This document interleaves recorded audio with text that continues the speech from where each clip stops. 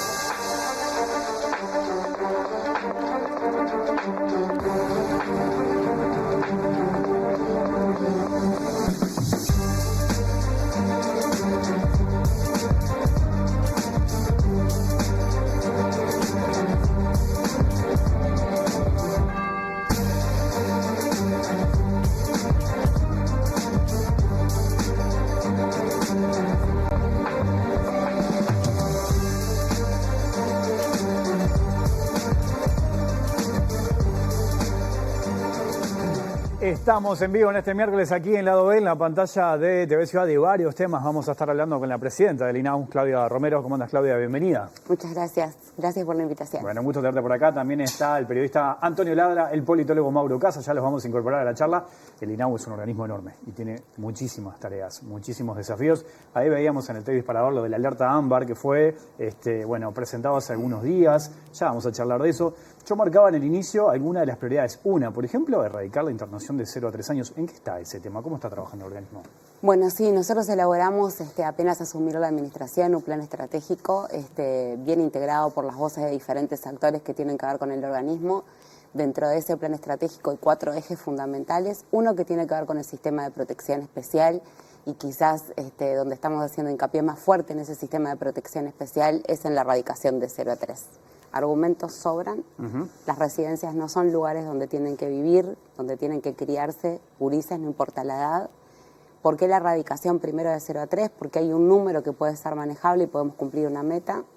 Porque es una ventana de oportunidad en la trayectoria de la vida de las personas que asigna mucho después cómo se establecen distintos aspectos emocionales y neurocognitivos. Entonces hacia ahí vamos, a que esa ventana de oportunidad empiece bien.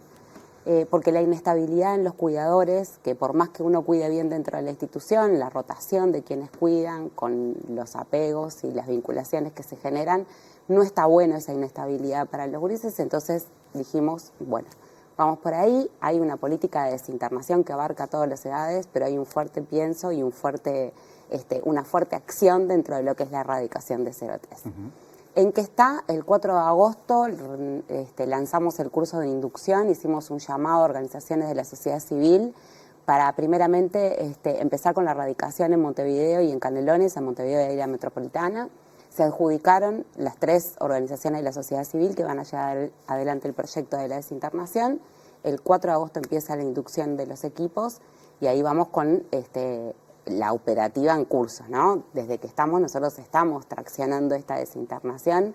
El hecho de hacer énfasis en una política ya hace que a nivel de la institución se han empezado a movilizar, pero la ejecución en base a este programa empieza ahí el 4 de agosto. Tiene 3 fases, una que tiene que ver con un diagnóstico, un rediagnóstico, viendo cuáles son las condiciones en las que están los niños de 0 a 3 en las residencias de 24 horas, pero saber qué sostén familiar hay, qué posibilidades hay de vincularlos con la familia de origen o con una familia extensa. Entonces, para eso es hacer un diagnóstico de situación es importante. Esa sería la primera fase. Hay una segunda fase que es de acompañamiento a las familias, que puede tener varios destinos, y una tercera fase donde ese equipo que estuvo muy estrechamente con esa familia empieza a vincular a esa familia con otras políticas en territorio. Esa segunda fase de acompañamiento, que puede durar hasta 2 años, tiene que ver con las probabilidades que tiene un niño de vivir. Lo primero es tratar de revincularlo con su familia de origen. Ese es el primer paso, digamos. Diagnóstico, claro. La familia de origen existe, podemos transformar el cuidado y garantizar un buen cuidado, podemos trabajar en mejorar, ¿no? o en transformar las opciones de cuidado. Por eso va a haber 2 componentes, uno que tiene que ver con una prestación y una materialidad y otro que tiene que ver con un acompañamiento psicosocial. Hay una prestación para las familias que existe desde el INAU, pero lo más estratégico y lo que más valor y lo que más ha demostrado transformar las capacidades de cuidado es tener un equipo de cercanía trabajando. Entonces hay una opción de volver a las familias de origen y trabajar. A veces esa opción no es posible y también hay que ser firme en eso. Entonces podrán ingresar a una condición de adoptabilidad y trabajaremos para mejorar los procesos de adopción, pero ahí será el área de adopción en quien acompañe ese proceso. Y después existe una tercera posibilidad que es transitoria, porque tiene en su componente la transitoriedad como base, que son las familias de acogida o las familias amigas, como las conoce mucha gente, donde en realidad no exime esto de trabajar con las familias de origen si existe la posibilidad. Ustedes saben que ahí en la nomenclatura a veces no queda tan claro. La familia de origen son los progenitores, la familia extensa son familiares que no son los progenitores, pero que pueden hacerse cargo, tíos, abuelos, primos. Hay familias por afinidad, que son gente que ha tenido contacto con esos niños, vecinos, y después están las familias amigas que no tienen ningún grado de filiación. Sí, hace algunos días acá en el programa hablamos del plan Familia Amiga y explicamos bastante lo que significa, ¿no? Me quedo un poco con esto de las adopciones. Dijiste muchas cosas interesantes, ahora me gustaría profundizar. Hay una crítica que ya viene desde hace mucho tiempo, ¿no? En todo lo que genera adoptar, ¿no? Desde las trabas, la burocracia, hay como un reclamo de si se puede agilizar o no ese punto. ¿Cómo lo ves? ¿Qué es lo que hace el INAU en ese sentido? Nosotros estamos, y le pusimos un énfasis, las adopciones son un tema muy sensible. Creo que también hay una visión de que si se adoptaran todos los niños que viven hoy en el sistema de protección especial, se terminaría el problema. Solamente el 7.7% de los niños que están en una modalidad de residencia pueden ser adoptados o tienen condiciones de adoptabilidad. Casi el 8. 7,7%. ¿Y eso por qué? Porque los demás no están en condiciones de adoptabilidad porque mantienen todavía algún vínculo con sus familias de origen o con familias extensas. De esos 7.7% de niños que tienen condiciones de adoptabilidad, hay muchos que tienen algunas trabas que dificultan la adoptabilidad. Hay 3 trabas que se identifican muy claras. La edad, ya cuando son mayores de 5 años, sobre todo cuando llegan a los 7, y ni que hablar de adolescentes, que hoy son el número, si se quiere, o la etapa en la que hay más en condición de adopción, ya no se dificulta la adopción. Cuando son más grandes, se dificulta. La edad, en la medida que van creciendo, van disminuyendo las posibilidades de adopción. Digamos que las personas buscan los más chiquitos. Ahí está. La segunda traba es la presencia de hermanos, ¿no? Porque a veces que son un conjunto, ahí lo establece la convención, la idea es tratar de afianzar ese vínculo de hermanos y tratar de que si se adopten en el conjunto de los hermanos. Y la tercera es alguna condición vinculada a la salud, como la discapacidad. Esas 3 variables dificultan la adopción, o sea que de ese 7.7% estamos hablando que la menor cantidad obedece a los niños más chiquitos. Los procesos hay que agilizarlos siempre y cuando den garantías. De hecho, muchas veces las familias integrantes del RUA dicen que el transitar por determinados procesos aseguró también una preparación para recibir a ese niño que va a entrar en adopción. Entonces, nosotros creemos que burocracia, porque si no, tiempos que den garantía en esta cuestión de la integración de un niño en una familia adoptiva, sí. Nosotros estamos mejorando, de hecho estamos trabajando en la Institución de Derechos Humanos con un colectivo, hay legisladoras que están trabajando, Paula de Armas, Tatiana, ¿no? Están trabajando en modificaciones de la ley que de hecho vienen de diferentes sectores y están trabajando mancomunadamente y se han integrado otros, Federico Preve, Pablo Audal, hay un conjunto de legisladores que están trabajando en mejorar algunos aspectos normativos de la ley de adopción. Estamos trabajando con la Institución de Derechos Humanos y en la interna de la institución también estamos trabajando en mejorar los procesos y actualizar los procesos. Rendición de cuentas. Tengo entendido que se pide 50 millones de pesos desde el INAU. El presupuesto del INAU también es una cuestión de discusión desde hace mucho tiempo. ¿Qué pasa en ese sentido? ¿Alcanza el presupuesto con el que cuenta el organismo para desarrollar todas estas políticas? No. Nosotros fuimos siempre claros que nosotros hubiésemos podido más, pero somos parte de un colectivo de personas que empiezan en la infancia y otras medidas que están destinadas a la infancia. Pedimos lo que creíamos necesario en este escenario de restricción presupuestal. O sea, hay un escenario de restricción presupuestal, nosotros estamos acompañando algunas medidas. De esa plata, de esos 50 millones, los destinamos a fortalecer algunas de las líneas de acción que para nosotros son fundamentales. Sin embargo, acompañamos un mensaje único del Poder Ejecutivo porque entendemos que hay otras estrategias que están vinculadas a la protección de la infancia y de la adolescencia que entendemos que son buenas medidas. Antonio Ladra, ¿qué dice? ¿Cómo andás? ¿Cómo estamos? ¿Todo bien? Bien, ¿y vos? Bien. Bueno. Una pregunta, ¿cuántos niños son los que están en esa franja de 0 a 3? En realidad, ahora, en la residencia de 24 horas, porque el sistema de protección especial abarca niños que están en las residencias, pero también niños que están en acogimiento familiar o con familias extensas amigas. Sí. En la internación... O sea, que están en esa posibilidad... Ahí está. Los que están en residencia de 24 horas como para desinternar son a junio del 2026 138 niños. Aproximadamente 300 conforman el universo del sistema de protección especial, hoy alojados en familias amigas o trabajando con familias de origen, algunos de los que hay que rediagnosticar también para ver cuántos años hacen que están en una modalidad que tiene que ser transitoria, como vienen siendo los cuidados. Pero así entre 38 y junio del 2026. ¿Y son posibles? O sea, ¿hay posibilidades de que efectivamente sean desinternados de alguna manera? Digamos... Es la única opción que estamos manejando, ¿sí? Que tienen que ser desinternados. Ajá. Tenemos varias... Digo, porque hay que tener del otro lado la respuesta, ¿no? Tenemos, estas 3 organizaciones de la sociedad civil van a trabajar en Montevideo y Canelones. De esos 138, tenemos 76 que están en el área de Montevideo y Canelones. Obviamente en Montevideo es donde hay más, hay 63. Claro.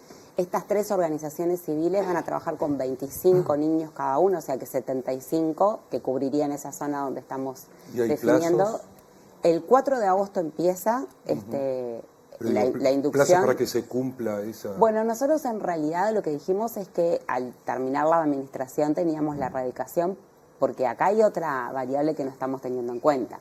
Hay 138 niños en modalidad de residencia de 24 horas, pero siguen llegando niños. Claro, por Entonces eso. hay un modelo que tiene que ver con el trabajo con la desinternación, pero un modelo que empieza este año también a aplicarse en plan piloto con UNICEF. Estamos trabajando en un proyecto de no internación.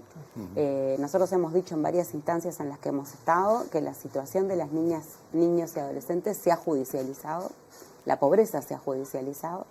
Nosotros teníamos 20.000 oficios judiciales en el 2020, en el 2025 teníamos 73.000 oficios judiciales, con la misma cantidad de recursos humanos. ¿A qué se debió eso?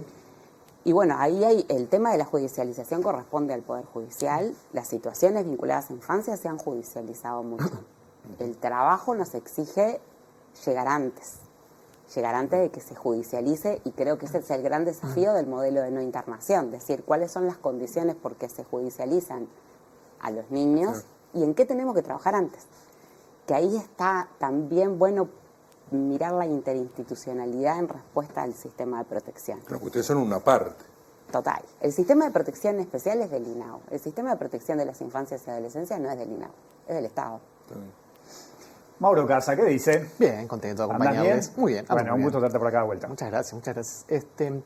Te escuchaba con atención y lo último que decías me da un poquito el pie para llevarte para una discusión un poquito más política y institucional, ¿no? A partir del año pasado es que finalmente Uruguay reglamentó la ley de garantías para la infancia, que entre, diversos cometidos, ¿no? Para la audiencia, la ley Lustenberg, ¿no? La que durante muchos años promovió la hoy ministra de Salud Pública, que finalmente se aprobó en el 2024 y que a fines del año pasado ustedes tuvieron un rol central en la reglamentación de esa norma.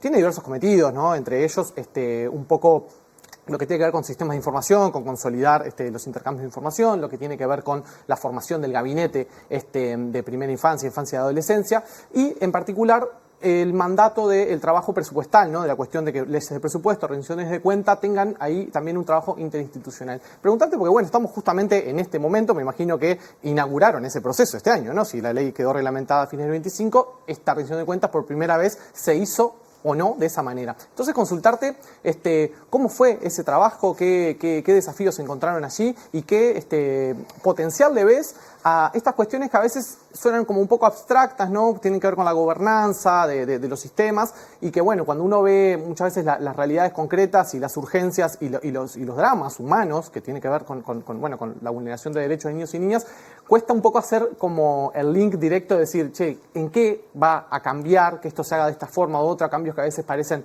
de orden, burocrático o cuestiones que están como muy lejos de la ejecución concreta de política, pero me imagino que ustedes pueden ver o pueden argumentar el porqué de estos cambios y cómo funcionó en este caso concreto de la rendición de cuentas. Contanos un poquito esa cocina. Bien, la ley se reglamentó, el gabinete está funcionando. Sí. De hecho, antes de ayer tuvimos una reunión del gabinete. Ustedes saben que en la reglamentación de la ley hay algunas unidades que funcionan en la ley. Está la unidad de coordinación y monitoreo presupuestal. De esa unidad también se desprende la unidad de sistemas de información. Ahí va. Y después tenemos la comisión especial para atención de situaciones transitorias, que son aquellas que están en riesgo y cómo proteger. Hay diferentes líneas de acción. De hecho, ayer, en la última reunión del gabinete de esta semana, lo que se estuvo planificando, presentando, es el plan estratégico en función de todas las políticas que están vinculadas a partir de diferentes instituciones hacia la protección de niñas, niños y adolescentes.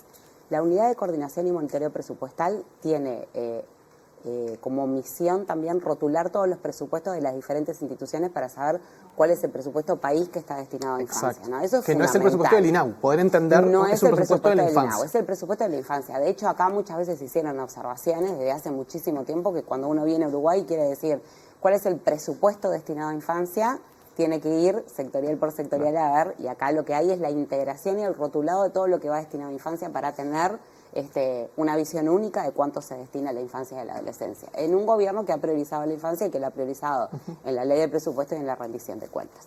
Está trabajando la unidad del sistema de información, que eso me parece que es bien importante. Uruguay tiene poquitos niños, niñas y adolescentes con una tasa de natalidad que va decreciendo, o sea, no se nos deberían perder niños en el territorio.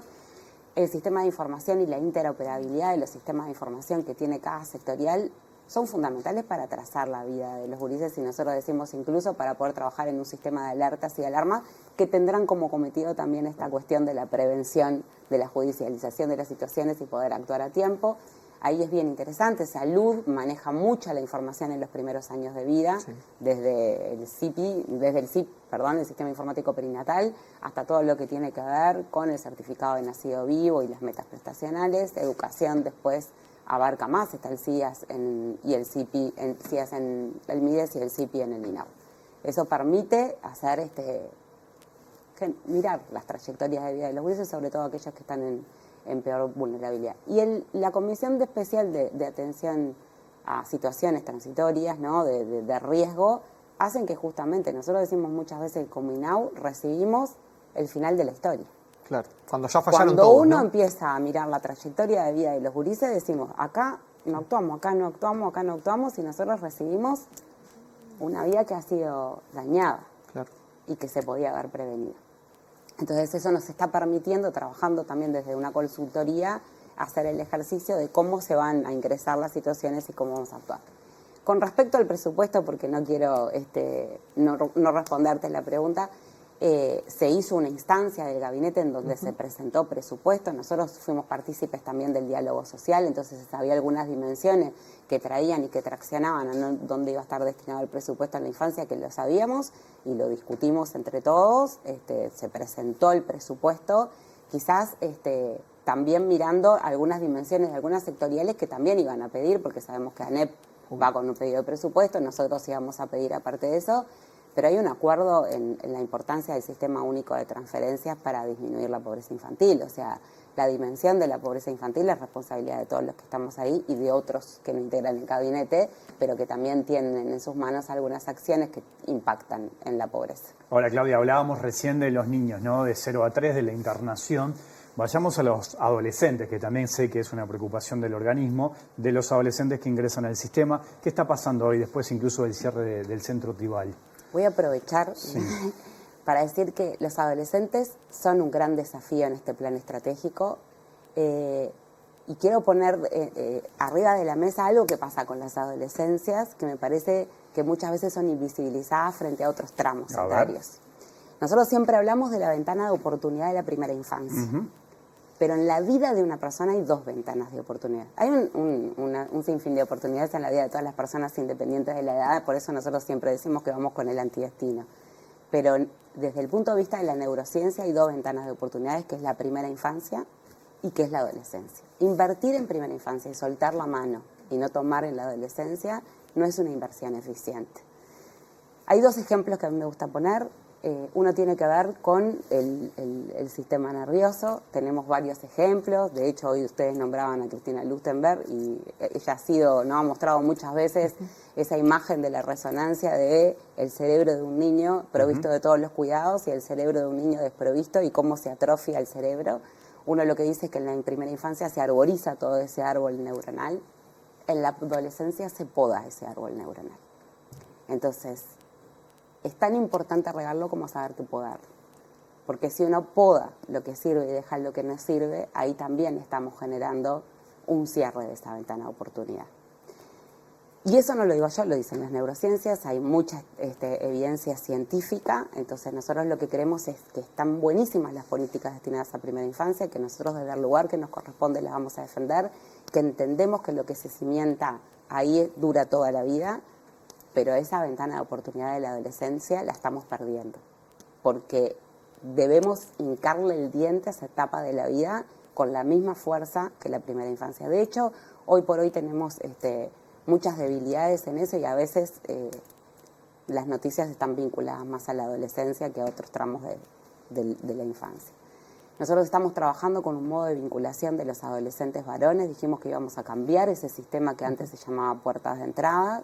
Empezamos por los adolescentes varones porque era una urgencia, porque ya venía siendo denunciado hace mucho tiempo por el propio instituto y también por organismos externos al instituto, la Institución de Derechos Humanos, UNICEF. Hay una publicación, La infancia que no queremos ver, y todo el mundo conoce el extribal. Nosotros, de hecho, mostramos imágenes de lo que era el tribal cuando llegamos, y esto no obedece a la administración anterior, tiene muchos más años de visibilizar algo que no debería funcionar.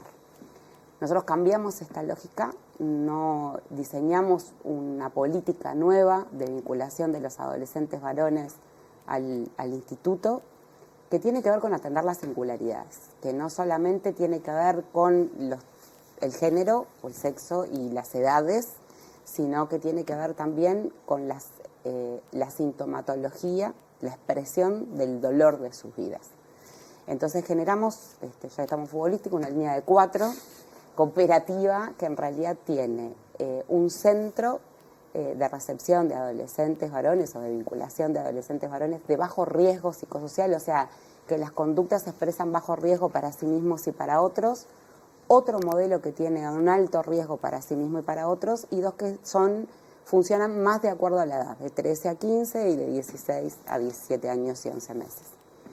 Este componente de alto riesgo tiene un componente de salud mental que no lo tenía en ninguna modalidad de hogar del INAU. O sea que estamos atendiendo a la expresión de las conductas que a veces son sintomatologías. A veces uno rápidamente hace un diagnóstico, decir, este adolescente tiene tal problema. A veces son la expresión del dolor de las historias que tuvieron que vivir. Y no es fácil porque también está esta lógica de la estigmatización de los gurises del INAU, que culpabilizan o que ponen en el centro, ¿no? ¿Qué hicieron los del INAU? No hicieron nada, les hicieron, ¿no? Que ustedes piensen que a veces hay una decisión judicial que dice que se alejan de ese lugar, quizás de una familia que no puede contemplar los cuidados y donde muchas veces vivieron historias de dolor, pero también donde están sus amigos con los que se juntan en la esquina o su liceo cerca. Entonces también hay una expresión conductual de decir, yo no voy a estar más acá y voy a ir a una institución. Y a veces eso se refleja en conductas de agresión, para sí mismos, para otros, de depresión, que hay que poder controlar y contener desde algún lugar. Nosotros estamos apostando a una forma que atiende la singularidad de la expresión de los gurises. que vea en cada gurí un ser único que necesita de repente determinadas cosas y no es lo mismo para todos por ser adolescentes y varones. Entonces, iniciamos este proceso con el cierre del Extribal y la apertura de Kairos, que justamente dentro de esa línea de 4 hay 3 centros que son de gestión directa y uno que es de gestión por convenio, que es el de alto riesgo. Kairos ya abrió y ya están pasando cosas distintas en Kairos. Por ejemplo. Por ejemplo, que no sea... primero que la casa es preciosa, que tiene mucho espacio, que está pensada con las necesidades, porque también hablamos de la dignidad de los espacios. O sea, ya desde el punto de vista edilicio hay un cambio importante. Total, ¿Sí, no? que tiene que haber, porque el espacio cuida también. Y porque cuando uno entra a los hogares dicen, no es el lugar donde yo quiero que estén estos adolescentes, ni los que yo quiero, ni los que conozco más de cerquita. La dignidad del espacio es una forma de cuidar bien también. Eso ya cambió. Nosotros inyectamos además recursos humanos. En el 2025 ingresaron 106 educadores, 96 que fueron destinados a los centros de atención directa y en especial a los centros que antes les llamábamos puerta de entrada de ingreso.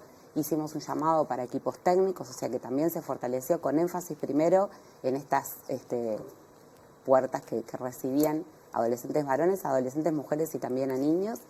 Hay una lógica de trabajo, la elección del nombre Kairos también, que es ese tiempo que la hicieron los gurises junto con el equipo de los educadores. Hay un clima diferente, hay un cuidado del hogar diferente, hay un cuidado de los gurises también distinto. Antonio, vuelvo contigo. Sí, bien.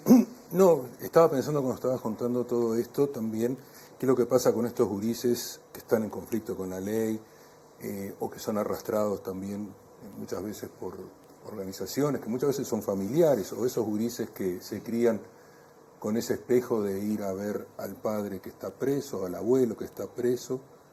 ¿Qué incidencia puede tener ahí el INAU para poder, valga la redundancia, incidir justamente en salir de eso? Por ejemplo, la trayectoria de este narcotraficante, de Fernández Albín, que está en las noticias ahora, se inició justamente siendo un chiquilín de 15 años. Y como eso, hay varios así que han ocurrido. ¿Qué es lo que se puede hacer con eso? Porque eso es un problema bastante acuciante, ¿no? Total. Y grave. Nosotros estamos viendo la expresión de esa violencia territorial de una forma increíble, ¿no? Claro. Yo vengo del lado de la salud, soy pediatra, los niños heridos por arma de fuego, eran una excepción total. O sea, era algo muy difícil de ver. Hoy tenemos una historia diaria. Creo que el trabajo ahí tiene que ver con la interinstitucionalidad. INAU tiene mucho que ver porque cuando uno habla del INAU, habla muchas veces del sistema de protección especial. INAU tiene casi 105.000 vinculaciones de niños, niñas y adolescentes en otros proyectos que de repente tienen menor visibilidad, pero el INAU, y a propósito de la institucionalidad y cómo se comporta la institucionalidad, es el órgano rector de las políticas públicas de infancia y adolescencia. Y nosotros vamos a defender siempre este rol. Por eso decimos que también cuando vienen propuestas vinculadas o políticas vinculadas a niños, niñas y adolescentes, el INAU tiene que ver. Tiene mucho que ver en términos de prevención, tiene mucho que ver en términos de atención y tiene mucho que ver en términos de reparación. Muchas de esas historias que vos traías, Antonio, son las causales de los ingresos de los gurises al sistema de protección especial. Pero no solo eso, nosotros tenemos adolescentes que tenemos que cuidar de singularidad porque forman parte de la cadena de la que uno visibiliza, porque van como aprendiendo de esas conductas. O que vienen incluso desde antes, ¿no? Por ejemplo, madres adictas, niños que ya vienen con problemas de consumo problemático de drogas. Hay una cantidad de elementos que ayudan a eso también, ¿no? Sin duda. Y ahí tenemos una repercusión de una patología, de un trastorno que puede tener la madre, que capaz que son pasivos, pero también vemos adolescentes que están participando en esa cadena. Y eso es lo que tenemos que prevenir. Primero, ¿por qué? La adolescencia es una edad de reconocimiento también. Muchas veces ellos se encuentran en esos espacios un reconocimiento que no lo tienen desde otro lugar, porque son gurises que no pueden sostener determinadas trayectorias educativas o porque el techo se les empieza a quedar muy bajo, entonces se encuentran en esas facilidades la llegada a lugares donde pueden ser reconocidos incluso porque son de alguna forma protagonistas de estas historias. Hay que darles otras oportunidades. Por eso para nosotros la atención parcial, la atención en el territorio y el fortalecimiento en algunas estrategias vinculadas a la comunidad para ofrecer algo que no está pasando ahora, donde ellos se sientan motivados a estar en un lugar que les brinde otras oportunidades que no sea el exponerse a bandas delictivas o economías ilícitas. Eso en forma de prevención, o sea, y eso me parece que tiene que ver con el trabajo también con la pobreza, que tiene que ver con el trabajo de sostener las trayectorias educativas, de la revinculación a los centros, y ahí no tienen que encontrar todos, o sea, el INAU otras solo, agencias del Estado que tienen que actuar, por Ministerio de Salud supuesto. Pública, Ministerio de Educación, el sin duda, MIDES, las prestadores los de prestadores de salud, claro. o sea, ANEP y el Ministerio del Interior. Nosotros claro. ahora estamos trabajando mucho con respecto a eso y con identificar algunas cuestiones, sobre todo en zonas de frontera donde están expuestos más a algunas situaciones de riesgo como la explotación sexual, ¿no? También. Hay que prevenir y hay que trabajar en la prevención, hay que atender y hay que reparar también.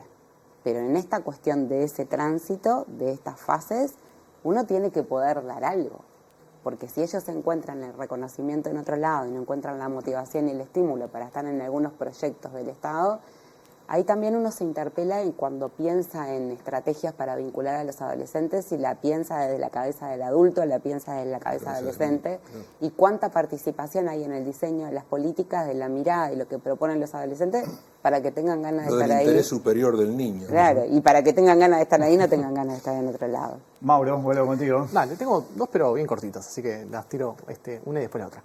Justo comentabas muy ahí de pasada lo de las situaciones de frontera y bueno, la cuestión de algo que ha sucedido en los últimos años ha tomado mucha visibilidad, son casos concretos, puntuales, pero que han sido muy sonados, ¿no?, para la opinión pública y cuestiones terribles, ¿no?, de explotación sexual de chiquilinas, sobre todo de gurisas mujeres en hogares de INAU, al amparo del INAU, y también, bueno, aquel caso horroroso de esa adolescente que murió por la práctica de un aborto, etcétera. En esas cuestiones, ¿qué se ha podido hacer en materia más concreta, de intervenciones puntuales, concretas, así como nos contabas lo que se ha hecho para los adolescentes varones, para poder tener una mejor seguridad de que no estén pasando esos hechos o que no nos vayamos a encontrar con hechos de esa gravedad en el corto plazo? ¿Qué se ha hecho en materia de prevención de ese tipo de problemática? En realidad ahí, mira, hoy justo estuvimos con el director departamental de Rivera, es la foto de un día. Hay que seguir trabajando mucho, que nos decía justamente que no había ninguna salida no acordada en el hogar de mujeres y que había una en el hogar de varones. Igual esto es una foto de un día y hay que mirar todos los procesos. Nosotros también dijimos, aumentaron un montón las salidas no acordadas, y no es que aumentaron en términos de que cada salida es equivalente a un sujeto de derecho que sale, sino que aumentaron mucho las salidas no acordadas por un propio adolescente o el mismo gurisa más cortitas y que vuelven, pero muchas más. Sí. Nosotros estamos trabajando en un protocolo, porque eso prevenir ahí es prevenir las salidas no acordadas. Claro. Uno lo que empieza a preguntarse también es por qué un adolescente que está en un hogar se quiere ir del hogar y por qué no sale, porque sale sin autorización. Y ahí abre un espectro enorme de por qué estas cuestiones de las salidas no acordadas. Pues nosotros decimos, hay salidas no acordadas que ponen en riesgo, pero hay salidas no acordadas que pueden ser venir un poco más tarde del liceo, ir a bailar y tenían que llegar a determinada hora, pasaron 15 minutos, o quedarse en la casa de una amiga un poco más de tiempo. Estamos trabajando en un protocolo de salidas no acordadas que se generó dentro de la institución, que incluye 20 dimensiones o más variables para poder catalogar y caracterizar el riesgo de la salida no acordada, porque en una salida no acordada también revictimizamos a los gurises. Cuando vuelven, tenemos que pasar por el prestador de salud para constatar que no haya lesiones y que no hayan incurrido hechos como los que vos mencionabas recién. Cuando en la enorme mayoría de los casos lo más probable es que sean hechos de nula gravedad o de escasísima gravedad, como lo que vos decís, que se quedó conversando en la plaza con otro. Como y hacemos todos los que no estamos institucionalizados. ¿No? Como hacen nuestros hijos cuando están en la casa, vienen a las 4 de la tarde y son las 4:30 y no llegó. Pero sí pasan por eso. Lo bueno de esto es que está validado dentro de la institución, y lo que se está haciendo es validarlo con otros actores que para nosotros fueron fundamentales, como el Ministerio del Interior, por ejemplo. Entonces, para reducir eso, para no responder de la misma manera, y esa es la forma de prevención para que pasen estas cosas, trabajar en esas salidas. ¿Fue una más, cortita? Tenemos que ir cerrando. Te dejo el segundo bloque, si querés. Me encantó. En el cierre simplemente hablábamos de la alerta Amber, ¿no?, que se presentó. ¿Qué alcance va a tener? ¿Cuál será la participación del INAU en esta iniciativa? El INAU por decreto integra en la comisión y lo que dirige a la alerta Amber es el interés superior del niño. O sea, el INAU, como rol protector y de garantista de los derechos del niño, va a mirar en ese interés superior. Sobre todo porque lo que transversaliza a todas las medidas que se tomen tienen que ver con la protección de ese niño. Lo que se hace es lo que mejor proteja. El INAU tiene esa mirada de protección. Ustedes saben que esta alerta es para menores de 18 años, en los que la base de la desaparición tenga que ver con una situación delictiva o de violencia, y siempre y cuando los responsables legales den la autorización de la difusión de las imágenes y de los datos. Ahí el INAU tiene mucho que ver. Tiene que ver con la protección y con la garantía de la privacidad de los niños, niñas y adolescentes. Es tan importante generar la alerta y difundir los datos como cuando se recupera, ojalá, ese niño, niña y adolescente, poder bajar la difusión de eso. Y además mirar desde una lógica de derechos todos los pasos que se van a dar cuando se active la alerta. Claudia Romero, presidenta del INAU, gracias por tu participación esta noche aquí en Lado B. No, muchísimas gracias a ustedes, un placer estar acá. Hasta la próxima. Hacemos la pausa y volvemos en el segundo bloque. Hay mucho más aquí en la pantalla televisiva.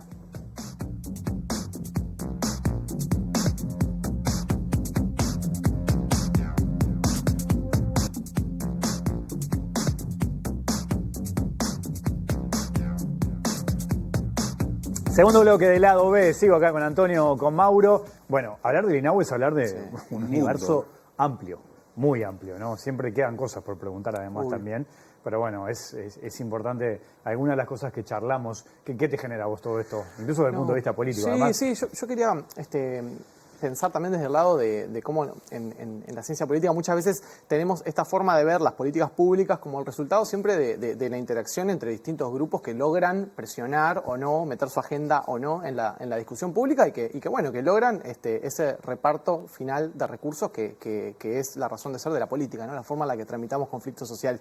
Y hago esta introducción para pensar en cuál siempre es el lugar de los niños y las niñas en ese proceso de discusión, ¿no? Esa eterna voz ausente, digamos, ese grupo, como siempre se dijo en una época, ¿no? Los niños y niñas no votan, ¿no? Los niños no votan, y por eso es que tenemos la distribución de recursos que tenemos, y tenemos las institucionalidades que tenemos, y tenemos una matriz de protección social donde siempre niños y niñas en todos los indicadores aparecen llevándose la peor parte de la torta. Y bueno, me parece que ahí hay algo que no por remanido y por dicho muchas veces deja de ser potente, ¿no? Y lo traía con esta cuestión más concreta bueno, el proyecto de ley que tiene media sanción en el Senado de crear una figura de comisionado parlamentario para la infancia, el proyecto de la senadora Blanca Rodríguez, porque en la discusión en el Senado, eso es lo que me quedé un poco con ganas de preguntarle al presidente de INAU, pero en la discusión en el Senado, que finalmente se aprobó solo con los votos del Frente Amplio, hubo mucho de decir, bueno, no, estamos duplicando recursos, duplicando burocracia, ese rol ya lo tiene que cumplir la Institución Nacional de Derechos Humanos, o hay mucho de ese rol que lo tiene que hacer el propio INAU, como si aquel que va a ser controlado fuera el mejor para controlarse a sí mismo, ¿no? Y me parece que es bien sintomático, ¿no? Que no le podamos como clase política, que por un lado está ese discurso siempre tan repetido de que no, la infancia es la prioridad, y cuando a la hora concreta de votar cuestiones que pueden llevar a que esa voz ausente del debate político, que es la de niños y niñas, al menos tenga una encarnadura, una representación, una figura en concreto que sea la encargada de eso, nada menos que frente al Parlamento.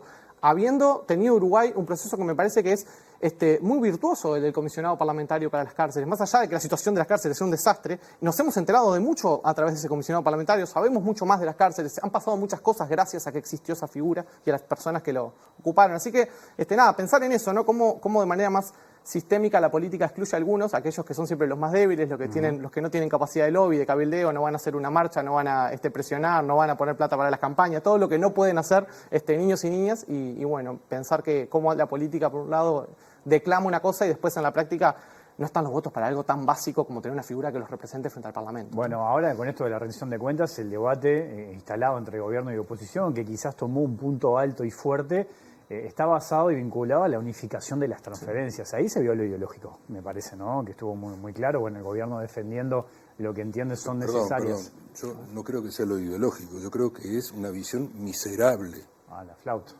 Absolutamente. A ver. Y bueno, decir que porque le van a dar el dinero van a comprarse un celular o van a comprar vino, whisky o no sé, una cosa, poniéndole la lupa al gasto del pobre. Me parece miserable esa mirada, me parece terrible que se plantee en esos términos. ¿Por qué no se plantea en los términos de que los 1000 millonarios pueden venir acá a Uruguay y estar 15 años sin pagar impuestos, porque tienen $2 millones para comprar un bien y no tener que pagar impuestos, y durante 11 años y al 5.º año pagan la mitad del IRPF que pagamos todos nosotros, y cuando eso se termina se pueden ir. ¿Por qué no se plantea esa discusión? No la discusión del 1%, no, leyes que tenemos hoy acá. Pero me parece miserable ese planteo, miserable. Que le digan, uy, mira, va a tener un celular. ¿Quién lo plantea? ¿Un senador que cobra 4.000 pesos o le dan algo así, una cifra así, por mes a cada legislador para usar 4.000 pesos del celular? ¿Que se lo financiamos todos nosotros? Sí, que no tenemos ninguna constancia de para qué se usa, no de tenemos ninguna constancia de para qué se La usa. del celular es la que más llama la atención, porque incluso el celular hoy es una herramienta de inclusión, claro, porque absolutamente. el celular te permite la conexión, te permite hasta hacer Pero un trámite, aparte, te permite lo que quieras. Yo escuché también argumentos de que era para comprar caja de vino, para comprar cigarros, entre otras cosas, ¿no? Está absolutamente demostrado, además, por estudios que han hecho, de que eso no ocurre. Pero además, existe el mercado negro,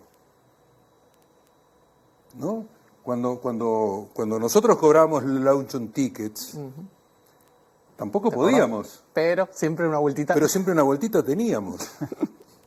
¿O no? Sí. Sí.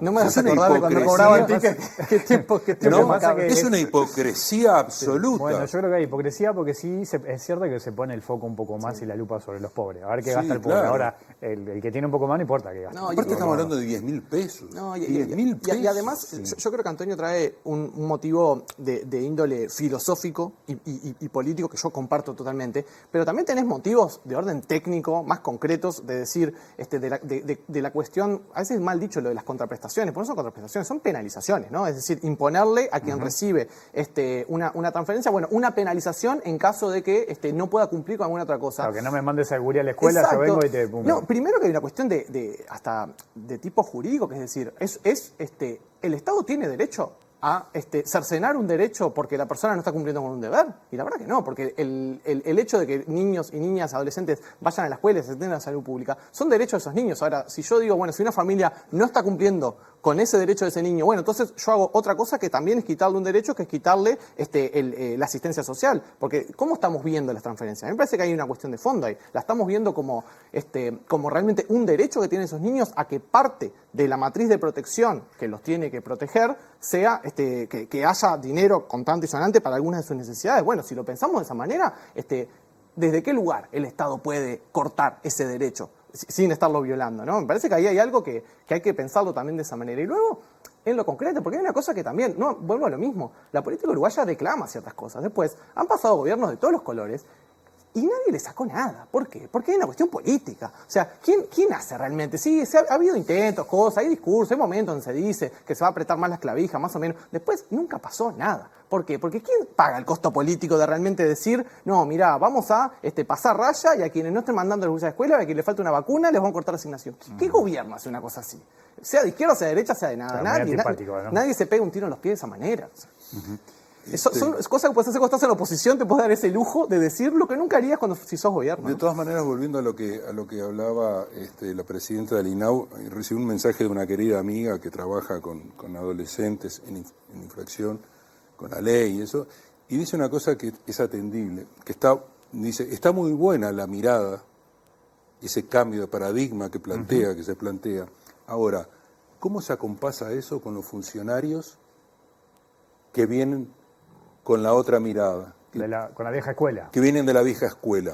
Hay que trabajar en ello. ¿Se está trabajando en ello? Es un gran desafío. Es un gran desafío, sí, de acuerlo. Sí. Se me terminó el tiempo. La seguimos otro día, ¿les parece, Antonio? ¿Me dejas decir una cosa más? ¿Qué? Diga. Mañana en el centro de Éuscaro, no se puede creer. 19 horas, presento a los 90 años de la Guerra Civil Española. ¡Opa! Estoy con Vidas en Rojo y Negro, con Andrés Estañaro. Mañana repetí 19 horas. 19 horas, Centro de Éuscaro, ¿Dónde frente al Liceo Miranda, en la calle sí, Basigalupi. hay un mural muy lindo. Ahí. Sí, hay un mural Ahí del está. Guernica. Bueno, quedan todos invitados. 90 ahí. años de la Guerra Civil, o de la Guerra de Yo España. voy a la vuelta, así que capaz que Bueno, Pegate una vuelta Sí, por ahí. sí, Va. sí, pero a la vuelta. Sí, sí. Y si ustedes no van, mañana los espero a miran las a ver. 20 horas acá. Vayan y después lo miran en YouTube. Sí, exactamente, mucha gente que nos mira a YouTube. Mientras que nos mire, no pasa nada. Y yo sé Todo que después, suma. dentro de poco, vas a tener cosas lindas para anunciar también. Pero lo Bueno, dejamos para más también, lo adelante. dejamos para más La adelante. expectativa. Creamos la expectativa. Pero, por favor, la expectativa es para mañana ustedes. Los espero acá a las 20. Que pasen bien, chau.